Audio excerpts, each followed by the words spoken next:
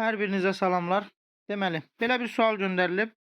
50 qram X mayesi və 100 sm kubu Y mayesi tam qarışdırıldıqda alınan məhlulun sıxlığını hesablayın.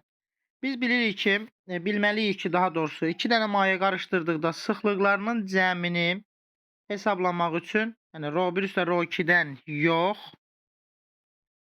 ρ ümumi bərabərdir M1 üstəgəl M2, yəni birinci maye üstəgəl ikinci mayenin kütləsi bölünsün birinci mayenin həcmi üstəgəlsin ikinci mayenin həcmi düsturundan istifadə edəcəyik.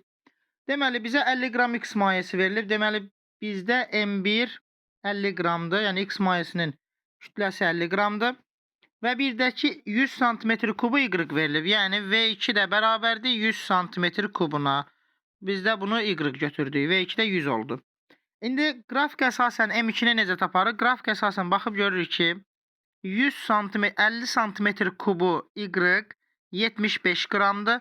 O zaman 100 sm kubu Y isə 2 dəfə çox, yəni 150 qram olacaq. Daha sonra bizə bir də lazımdır birinci mayenin, yəni X mayesinin həcmi. X mayesini bizə 50 qram verilib. Amma biz görürük ki, təmizləyə buranı. X mayesi 25 qramı 50 sm kubu həcm tutur. 25 qramı 50 sm kubudursa 50 qramı da 100 sm kubu olacaq. V1 də bərabərdir 100 sm kubu.